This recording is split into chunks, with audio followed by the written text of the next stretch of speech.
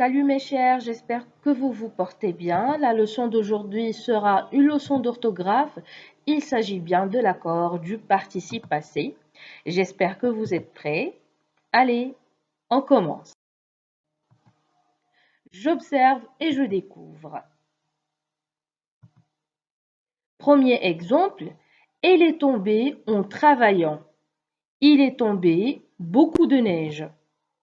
2. Ces travaux, je les ai enfin terminés.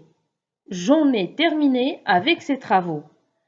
3. Ces assiettes, c'est moi qui les ai fait tomber.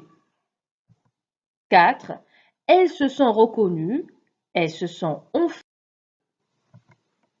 Le premier exemple, elle est tombée en travaillant, il est tombé beaucoup de neige. Vous allez remarquer que le deuxième verbe est un verbe impersonnel. Dans le deuxième exemple, ces travaux, je les ai enfin terminés, j'en ai terminé avec ces travaux. Vous allez remarquer la présence du pronom en. Troisième exemple, ces assiettes, c'est moi qui les ai fait tomber. On remarque bien que le participe passé est suivi d'un infinitif. Dernier exemple, elles se sont reconnues, elles se sont enfin parlé. Exactement, la fonction du pronom se dans ces verbes pronominaux est réciprocité. Ce sont des verbes pronominaux qui ont un sens réciproque. Donc, il faut revenir à la leçon des pronoms personnels qu'on a déjà fait. Qu'est-ce qu'il faut retenir? Le participe passé reste invariable. Ça veut dire il ne change pas quand il fait partie d'un verbe impersonnel, comme dans l'exemple qu'on a déjà vu, il est tombé beaucoup de neige. Ou bien, quand il est précédé du complément d'objet direct en le pronom adverbial. Exemple, ces travaux, je les ai enfin terminés, j'en ai terminé avec ces travaux.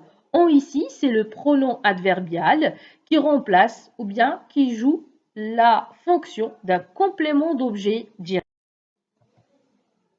Le participe passé du verbe faire et du verbe laisser reste aussi invariable quand ils sont suivis d'un infinitif. Exemple, ces assiettes, c'est moi qui les ai fait tomber.